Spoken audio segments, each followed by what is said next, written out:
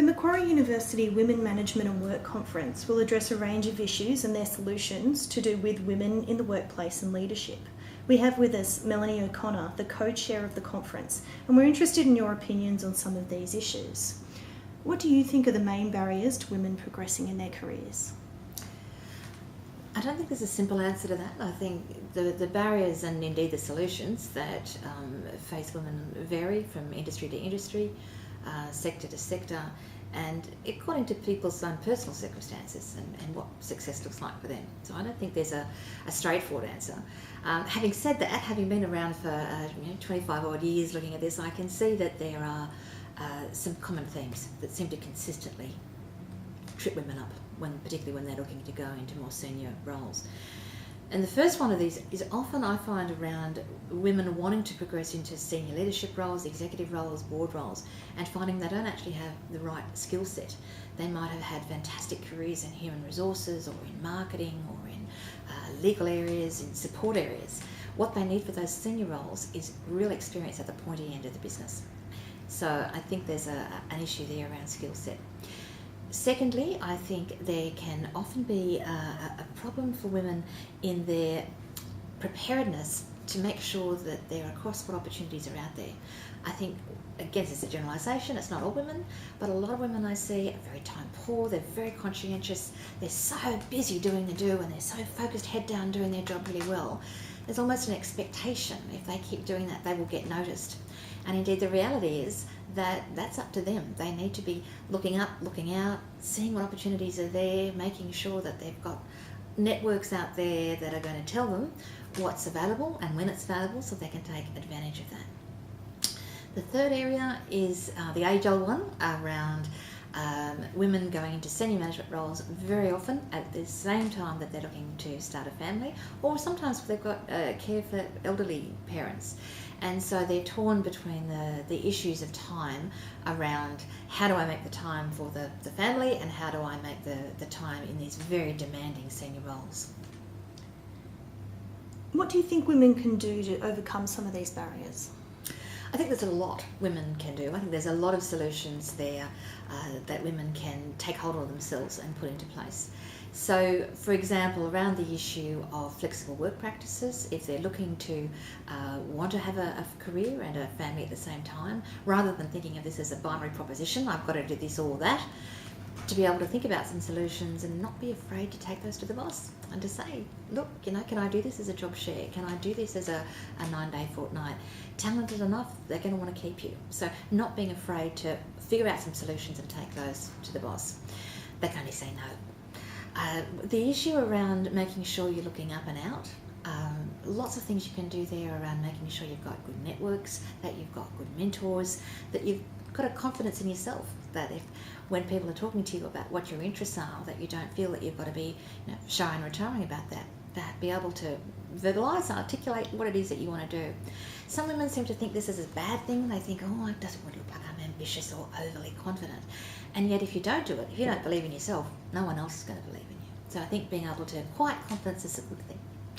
And then there's the issue around making sure you've got the right skill set, and that's just about being careful about what your career development is, taking some risks, going into some job areas that perhaps you might not have normally considered, because it will give you the experience and the skill set you need for those senior roles. How can organisations change to increase the number of women in executive positions?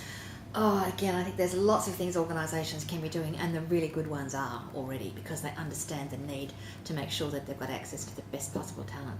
And it's a win-win situation for the organisations. 3 things I think the best organisations are doing.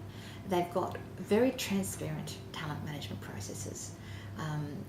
Quite often I hear organisations say that they're meritocracies and they make decisions based on merit, but often those senior positions, the executive positions, the board positions, it's a lot about we sit around a table and we think about, well, who do we like and who fits in and who'll be a good team player.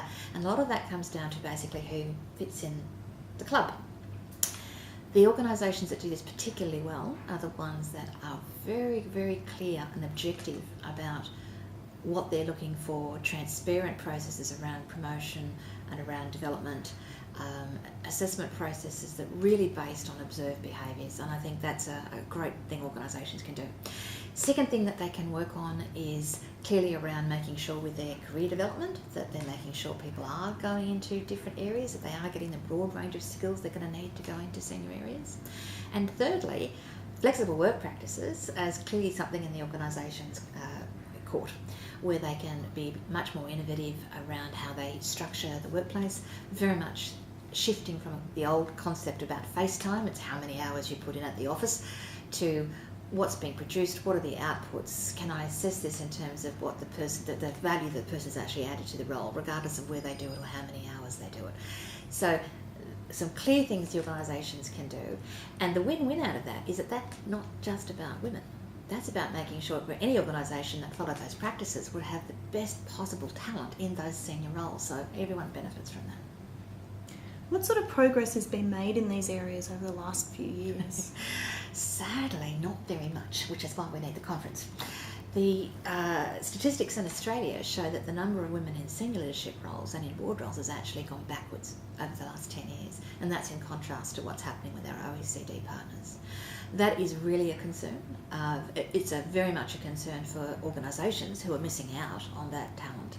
And a concern for women. With some women, the solutions for them have suited them because they've started their own business, or they've been able to go into part-time roles that enable them to spend time with their family, and if that's how they define success, then that's fantastic. The loss, however, from Australia's point of view, is the organisations are missing out on access to that fantastic range of talent. I suppose these are issues that we can explore further at the conference as well. I can talk about these issues under wet cement for hours and hours and hours because I am passionate about them, but they're just my ideas. And the point of the conference is that we have access to a fantastic array of speakers, people who are leaders in their own right, who have overcome some of these barriers, will tell us their ideas. We've got people who are shaping policy who can talk to us about their ideas for solutions. And then, of course, the participants themselves. We've designed the conference in a way that the participants have heaps of chances to network with each other, to do a bit of that external looking out, a chance for them to reflect on their ideas about what would work for them in their careers.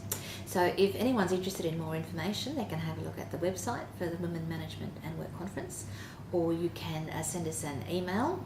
Make sure I get the email address correct, wmwc@efs.mq.edu.au, and we will send you out some information about the conference. Thank you, Melanie O'Connor.